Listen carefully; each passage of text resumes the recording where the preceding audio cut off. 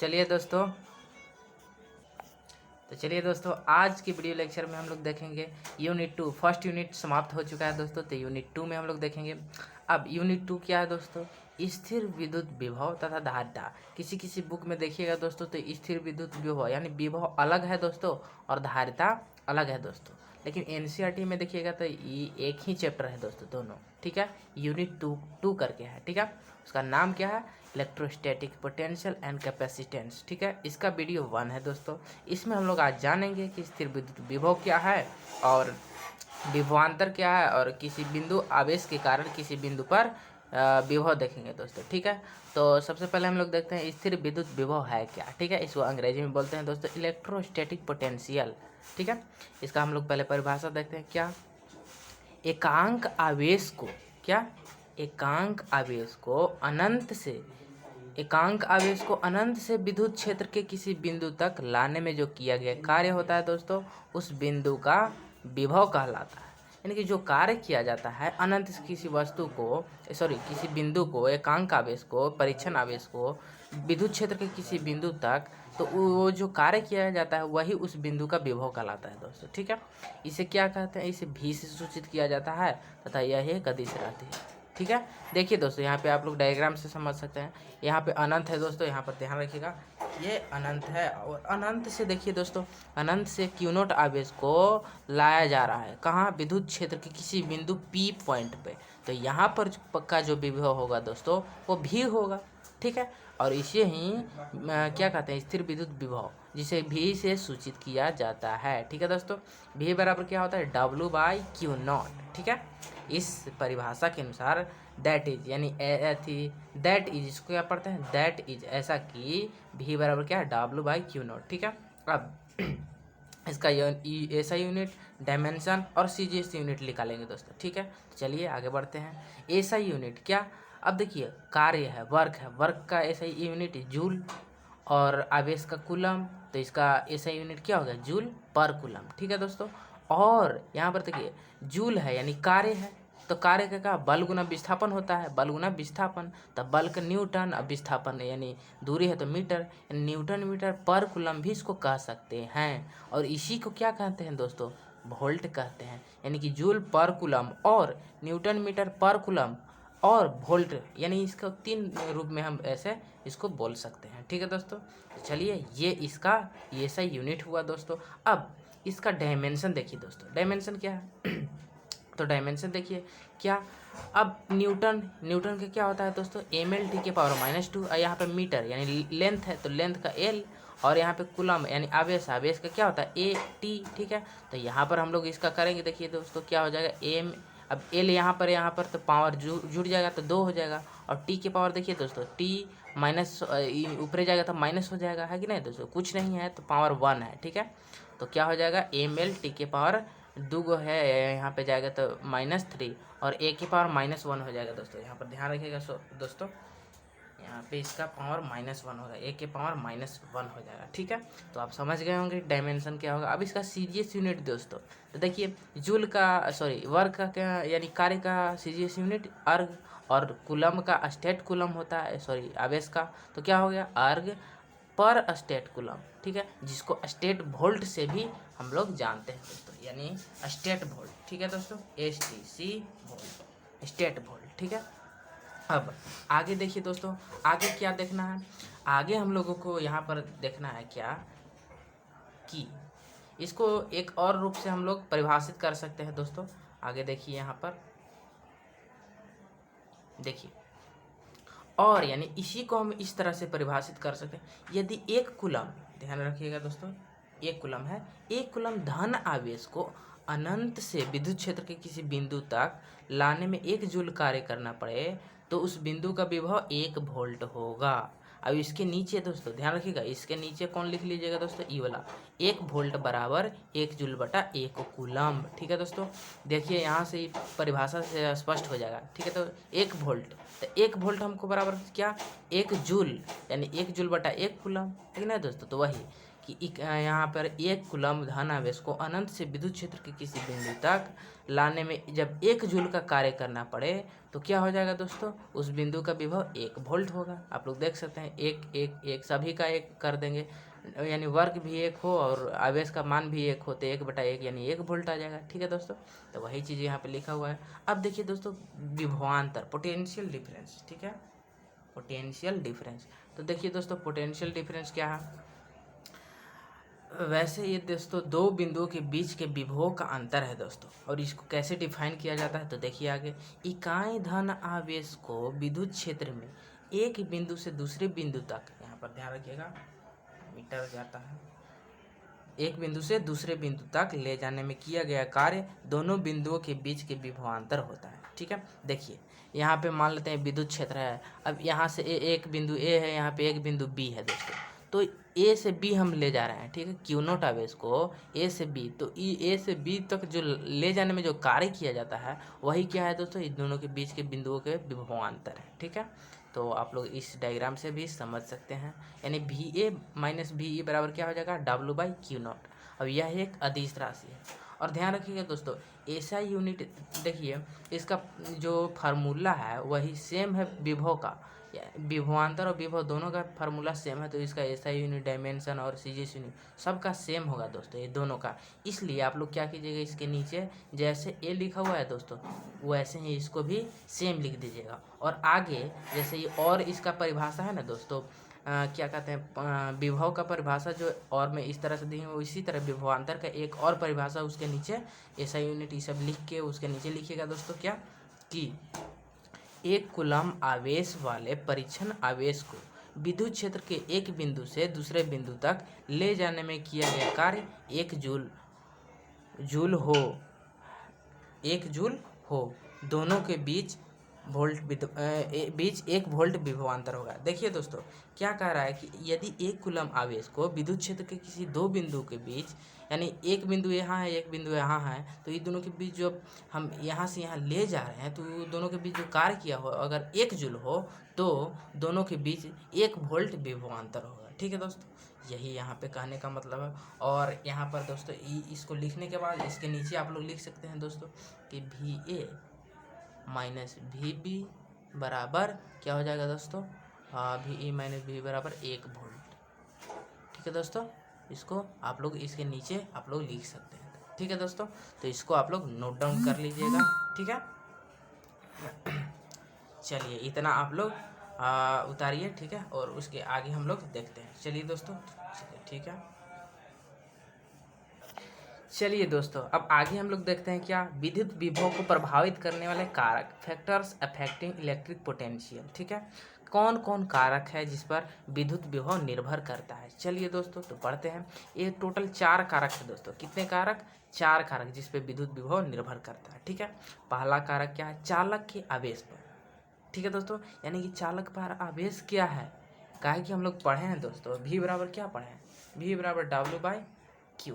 तो Q घटेगा बढ़ेगा तो इस पे डिफरेंट फर्क पड़ेगा दोस्तों, है कि ना। अगर Q का मान कम होगा तो इसका मान ज़्यादा होगा, इसका मान ज़्यादा होगा तो इसका मान कम होगा, है कि ना दोस्तों, इन्वर्सली प्रोपोर्शनल। आगे देखिए चालक के आकार पर, हाँ दोस्तों ये भी ध्यान रखिएगा कि चालक के आकार पर भी ये क्या करता है, निर्भर करता है दोस्तों। क्यों, क्योंकि देखिए दोस्तों आप लोग पढ़े होंगे कि ये क्या होता है, विद्युत क्षेत्र के वो जो विद्युत बल्ब वाला जो होता है उसका त्रिज्या, यानी कि उसकी त्रिज्या, तो जितना बड़ा आकार होगा दोस्तों तो उस पर भी निर्भर करेगा। सिंपली आप लोग ये ध्यान रखिए कि चालक पर भी, पूरा डिस्क्रिप्शन नहीं दे रहे हैं दोस्तों, सिंपली ध्यान रखिए कि चालक के आकार पर भी निर्भर करेगा। और आगे क्या, आसपास माध्यम पर भी। ठीक है दोस्तों, आसपास माध्यम पर निर्भर करबे करेगा। ठीक है दोस्तों, क्योंकि आवेश है यहाँ पर। और निकट स्थित अन्य चालकों की प्रकृति पर। ठीक है, निकट स्थित अन्य चालक की प्रकृति पर, यानी निकट कौन सा चालक है, प्लस है माइनस है, इस तरह से। चलिए तो ये चारों हैं। अब देखिए नोट पॉइंट दोस्तों, ये वेरी वेरी इंपॉर्टेंट है, इसको ध्यान में रखिएगा दोस्तों। ठीक है, एक कॉन्सेप्ट वाला क्वेश्चन यहाँ से क्या ऑब्जेक्टिव बन सकता है दोस्तों। ठीक है, देखिए क्या कह रहा है कि पृथ्वी का विभव 0 माना गया है। ठीक है दोस्तों, 0 माना गया इसलिए क्योंकि यहीं से दोस्तों किसी भी वस्तु का विभव मापा जाता है। देखिए दोस्तों ये डायग्राम से आप समझिए, ये जो लाइन है दोस्तों ये जीरो लाइन है, ये क्या है, पृथ्वी का विभव।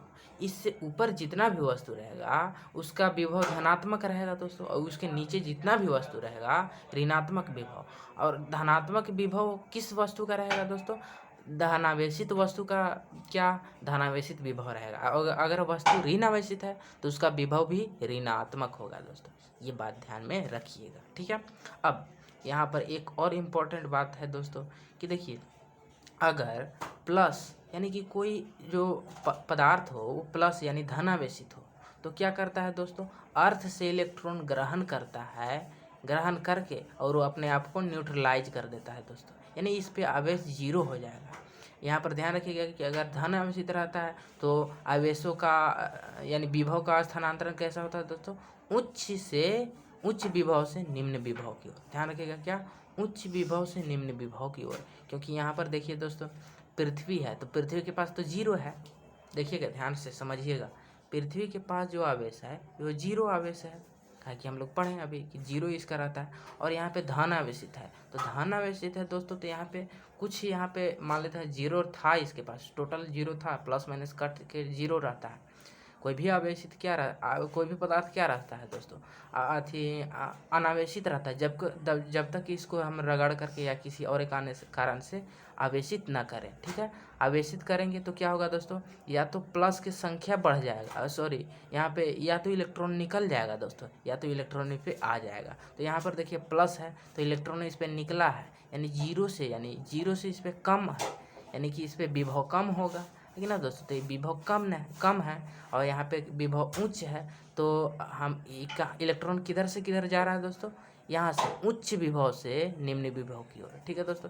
क्योंकि यहाँ पर देखिए दोस्तों ये त्याग किया है तो ये माइनस में चला गया, क्या कि जीरो था तो कुछ यहाँ प्लस त्याग किया है तो प्लस चार्ज चढ़ता है दोस्तों, तो जीरो से तो कम हो गया, तो इसका निम्न विभव और ये उच्च विभव। तो देखिए दोस्तों इलेक्ट्रॉन का स्थानांतरण कहाँ हो रहा है, उच्च विभव से निम्न विभव की ओर, ठीक है। और ये इसी का जस्ट अपोजिट है दोस्तों, यहाँ पर देखिए ये माइनस चार्ज यानी ग्रहण किया है दोस्तों, ठीक है।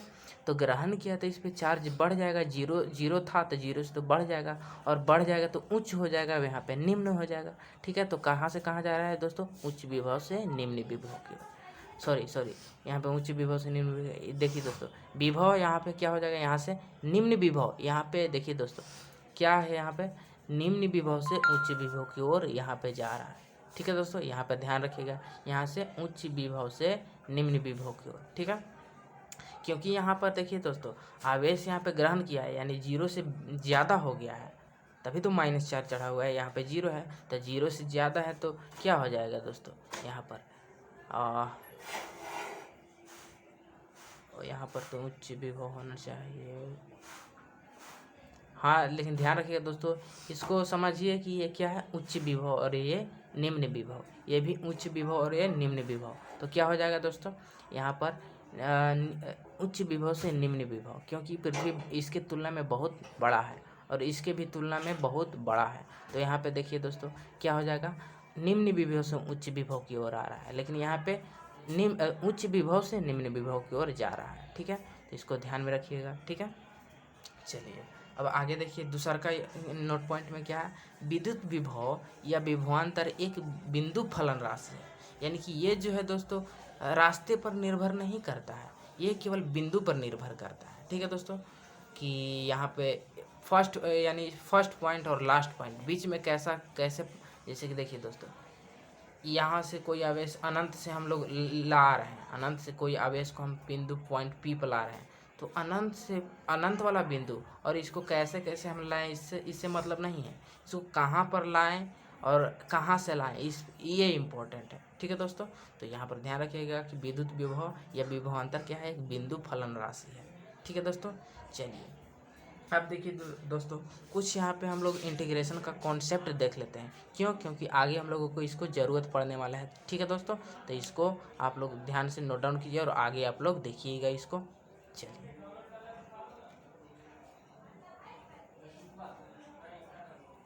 चलिए देखिए क्या है सम कॉन्सेप्ट ऑफ इंटीग्रेशन। देखिए दोस्तों integration of C D X, C क्या है दोस्तों, कांस्टेंट इंटू डी एक्स। तो देखिए दोस्तों कांस्टेंट जब भी रहेगा तो आप उसको बाहर निकाल दीजिएगा, और जो क्या मतलब चेंजेबल रहता है दोस्तों, तो इसको क्या उसका इंटीग्रेशन होता है। ठीक है दोस्तों, तो यहाँ पर देखिए dx का इंटीग्रेशन x होता है। ठीक है, एग्जाम्पल के रूप में देखिए इंटीग्रेशन ऑफ 4 dy। ठीक है, और ये देखिएगा दोस्तों ये क्या है, निश्चित समाकलन है, इसको ध्यान में रखिएगा। ये दोनों क्या है दोस्तों,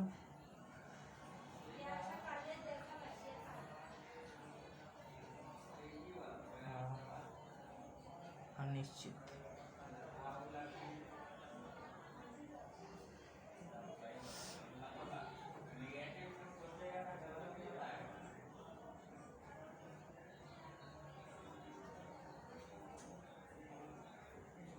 ठीक है दोस्तों, ये निश्चित अनिश्चित है और ये निश्चित समाकलन है, क्योंकि यहाँ पे अपर लिमिट और लोअर लिमिट दिया रहता है। ठीक है, देखिए अब अगला फार्मूला क्या है दोस्तों, यहाँ पर एग्जांपल हम लोग देख रहे थे। 4 क्या है दोस्तों, कांस्टेंट। अब हम लोग पहचानेंगे कौन कौन चेंजेबल है, यानी कि कौन है चेंजेबल और कौन कांस्टेंट है। देखिए दोस्तों, जिसमें डी लगा हुआ रहेगा वो क्या रहता है, चेंजेबल, और जो जिसमें नहीं लगा रहता है वो क्या रहता है दोस्तों, कांस्टेंट। तो देखिए 4 कांस्टेंट है तो इसको बाहर निकाल दिए, और डी वाई में लगा है तो डी वाई, और डी एक्स रहे, वाई रहे, जेड रहे, कुछ भी उसका इंटीग्रेशन वही हो जाता है। ठीक है, तो ये 4 इंटू वाई हो जाएगा। ठीक है, अब यहाँ पर देखिए दोस्तों एक्स की पावर एन डी एक्स रहेगा तो इसका इंटीग्रेशन क्या होता है, देखिए एक्स की पावर क्या हो जाएगा, n प्लस 1 बटा, ये वही जो पावर में है दोस्तों वही उसको नीचे रख देते हैं। एक्स की पावर n प्लस 1, और जो पावर में है वही इसका, यानी जितना पावर रहता है उतना एक जोड़ देते हैं, और वो जो पावर वाई इसका जोड़ला के बाद आता है उसी को नीचे रख देते हैं। जैसे एग्जांपल देखिए के एक्स क्यू। ठीक है, तो के तो कांस्टेंट है, कैसे कैसे कि देखिए डी एक्स में लगा है तो एक्स डिफरेंशिएबल है तो इसको हम लोग रखेंगे, अब बाकी को बाहर कर देंगे तो के को बाहर, और एक्स क्यू है तो एक्स क्यू क्या हो जाएगा दोस्तों, एक्स के पावर कितना 3 प्लस 1 और बटा 3 प्लस 1, यानी कितना हो जाएगा के इंटू एक्स की पावर 3 प्लस 1 4, यानी 3 प्लस 1 4, यानी के एक्स 4/4। ठीक है दोस्तों, अब आगे देखिए फोर्थ में क्या, इंटीग्रेशन ऑफ डी एक्स, लेकिन क्या ऊपरे यू लगल है और नीचे एल लगल है, तो यू को अपर लिमिट कहते हैं दोस्तों और एल को लोअर लिमिट। ठीक है, तो देखिए डी एक्स का इंटीग्रेशन तो एक्स हो गया, लेकिन अपर लिमिट और लोअर लिमिट लगा हुआ है। ठीक है, इस तरह से होता है। और कैसे होता है तो इसका एग्जांपल देखिए, जैसे कि 2 और 3 है, 2 लोअर लिमिट है और 3 अपर लिमिट है, डी यू का इंटीग्रेशन करना है तो इसको करेंगे तो डी यू का तो यू हो जाएगा, और इसका कहाँ से कहाँ तक, 2 से 3 तक, तो upper limit minus lower limit करते हैं दोस्तों। ठीक है, तो क्या हो जाएगा, यू की जगह आपकी अपर लिमिट रखें तो यू का वैल्यू 3 हो गया, और लोअर लिमिट रखें तो 2 हो गया, तो दोनों का माइनस कर देते हैं तो क्या आ गया आंसर 1। इसको ध्यान में रखिए। ठीक है दोस्तों, इसका हम लोगों को यूज करना है। ठीक है, चलिए आगे जैसे एक और एग्जांपल देखिए 0 से 10 तक। ठीक है, 0 से 10 तक ये भी एग्जाम्पल में है दोस्तों।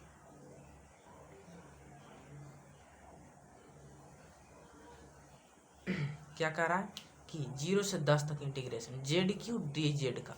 ठीक है, तो जेड क्यू का इंटीग्रेशन क्या हो जाएगा दोस्तों, जेड के पावर 3 प्लस 1 अपॉन 3 प्लस 1। इसका देखिए दोस्तों लोअर लिमिट 0 और अपर लिमिट 10। ठीक है दोस्तों, तो यहाँ पे क्या हो जाएगा, जेड के पावर 4/4। ठीक है, अब यहाँ पर देखिए अब 0 है लोअर लिमिट, अब एक बारी अपर लिमिट रखेंगे एक बारी लोअर लिमिट। ठीक है दोस्तों, तो यहाँ पे जेड 4 तो बदलेगा नहीं है, 4 यहाँ भी नीचे 4 नहीं बदलेगा, जो बदलेगा कौन है वो जेड होगा, तो जेड की जगह एक बारी अपर लिमिट रखेंगे तो अपर लिमिट रख दिए, माइनस एक बारी लोअर लिमिट रख दिए, है कि ना दोस्तों। और सॉरी दोस्तों यहाँ पर हम गलत किए हैं दोस्तों, यहाँ पर क्या होगा, जेड का वैल्यू 0 है तो 0 के पावर 4 होगा दोस्तों, 0 के पावर कितना होगा तो 0 होगा दोस्तों। ठीक है, और कितना होगा तो यहाँ पे गलत है दोस्तों, ये आंसर नहीं होगा, तो 0 इतना में 0 घटाएंगे तो वही आ जाएगा दोस्तों, कितना आ जाएगा 10 के पावर 4/4, यही आंसर आ जाएगा, ये नहीं आएगा दोस्तों। ठीक है, यही आपका आंसर हुआ, तो इसको आप लोग ध्यान से समझ गए होंगे, उम्मीद करते हैं। आगे हम लोग इतना आप लोग नोट डाउन कीजिए और आगे हम लोग देखते हैं दोस्तों।